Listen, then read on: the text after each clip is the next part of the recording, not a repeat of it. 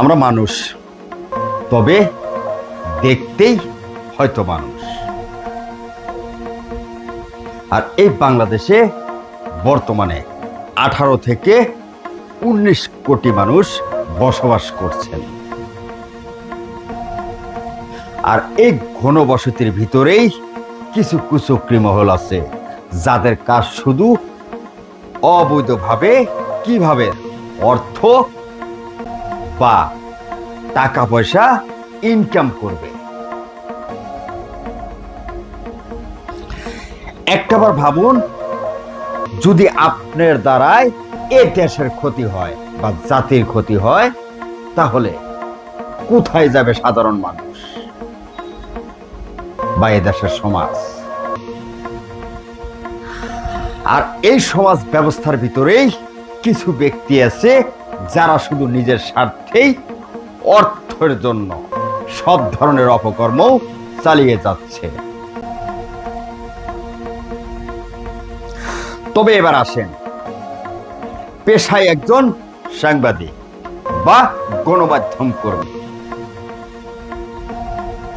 যদি কোনো সাংবাদিক বা গণমাধ্যম কর্মী যদি তথ্য তুলে বা ফুটেজ সংগ্রহ করে জনসম্মুখে বা সোশ্যাল মিডিয়ায় উপস্থাপনা করেন বা তুলে ধরার চেষ্টা করেন,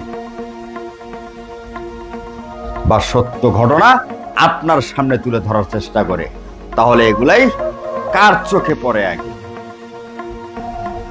দেশের জনগণ বা দেশের আইন শৃঙ্খলা বাহিনীরা। অথচ এগুলাই যদি আমরা তুলে ধরার চেষ্টা করি বা একাধিকবার তুলে ধরেছি, অথচ তাদের বিরুদ্ধে আইনগত তো কোনো ব্যবস্থা নেই বললেই চলে। উল্টো সাংবাদিক বা গণমাধ্যম কর্মী বাংলাদেশে বিভিন্ন জায়গায় বিভিন্ন সময় হামলা বা মামলার শিকার হচ্ছে। আমি স্যাম্পল 4 জন ব্যক্তির নাম বলবো।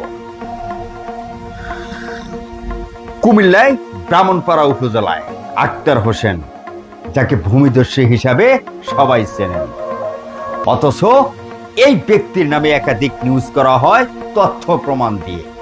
তার বিরুদ্ধে মামলা বা অভিযোগ তো দূরের কথা, উল্টো আমার নামেই মামলা নেওয়া হয়।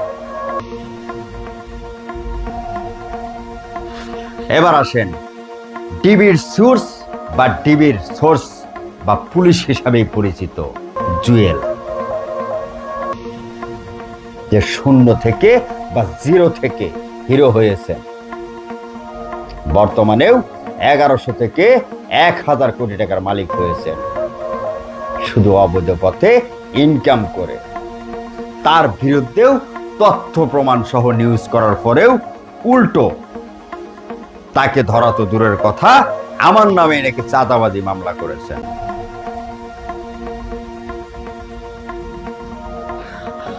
অস্ত্র ব্যবসায়িক আলমগীর, যাকে চেনে না কুমিল্লা বা ব্রাহ্মণবাড়িয়া এমন কোনো ব্যক্তি নেই, সব ধরনের ব্যক্তি তাকে চেনে। তাকে নিয়ে একাধিকবার পত্রপত্রিকাও নিউজ করা হয় বা সোশ্যাল মিডিয়াও তোলপাড়। অথচ এই ব্যক্তির তথ্য প্রমাণ বা ফুটেজ সহ নিয়েও যদি নিউজ করা হয়, এই ব্যক্তিও একে একে 2টি চাঁদাবাজি মামলা করেন, অথচ তার বিরুদ্ধে অভিযোগ তো দূর থাক, পুলিশ এখন পর্যন্ত কোনো পদক্ষেপ নেননি। বরঞ্চ একজন বিজিবি হাবিলদারকেও সরাসরি গাড়ি তুলে দিয়েও হত্যা করার চেষ্টা করেছে। এই ফুটেজটাও দেখানোর চেষ্টা করেছি। রাত 2টা, একটি প্রাইভেট কার, 5 জন সদস্য, অতএব ডাকাত। রাত 2টার সময় একটি সরাসরি ড্রাম ট্রাক হাইজ্যাক করে বা কিডন্যাপ করে ড্রাইভারকে মারধর করে গাড়ি নিয়ে বিশ্ব রোডে তার নিজের এলাকায় অবস্থান করেন। আর সেই গাড়ি কুমিল্লা সদর দক্ষিণ থানায় বা কুমিল্লা দেবিদ্বার থানা, 2 থানা যৌথভাবে উদ্ধার করেন। তবে 2টি চাক্কা বিক্রি করে ফেলেছেন।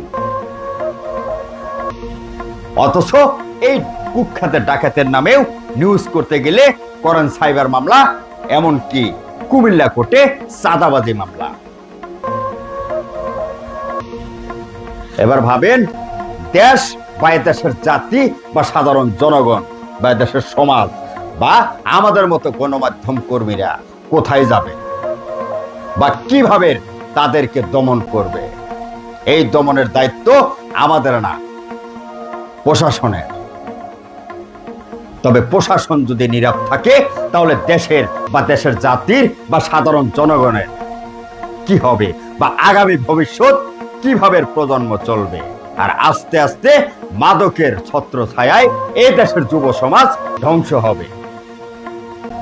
একটাবার ভাবুন যে এত তথ্য প্রমাণ বা ভিডিও ফুটেজ থাকার পরেও অভিযুক্ত দূরের কথা, তারাই নাকি দেশের করদাতা।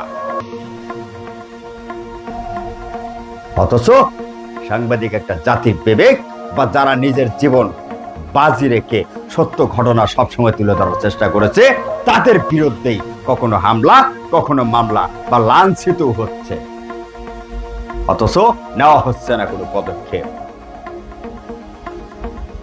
এ দেশের সমাজ বা এ দেশের সমাজ ব্যবস্থা বা যারা কর্মরত অবস্থান আছেন বা সাংবাদিকতা করছেন, একসাথে কাজ করেন একত্রভাবে দেশের জন্য, দেশের স্বার্থে বা দেশের উন্নয়নের জন্য বা এ দেশের সমাজ রক্ষার জন্য, যুব সমাজ বাঁচানোর জন্য একে অপরের কাঁধে হাত রেখে কাজ করেন। দেশকে রক্ষা করুন, দেশের মানুষকে রক্ষা করুন। আর না হয় আগামী ভবিষ্যৎ এই দেশে মাদক বিছিয়ে দিবে এই ধরনের চোরাকারবারীরা। তবে প্রশ্ন একটাই, অপরাধী যদি অপরাধ করে যায়, এগুলো যদি আমাদের তুলে ধরার অপরাধ করা হয় বা অপরাধী প্রমাণিত হয় বা আমাদের বিরুদ্ধেই মামলা নেওয়া হয়, কখনো চাঁদাবাজি এমনকি সাইবার, তাহলে এদেশের সাংবাদিকতা পেশায় বা গণমাধ্যম কর্মীরা কোথায় যাবে? এই প্রশ্ন সাধারণ জনগণের কাছে। তবে ভালো থাকবেন, ভালো রাখবেন, আমাদের জন্য দোয়া করবেন। আপনার আশেপাশে যে কোনো তথ্য দিয়ে আমাদেরকে সহযোগিতা করুন, আমরা তুলে ধরার চেষ্টা করব। আসসালামু আলাইকুম।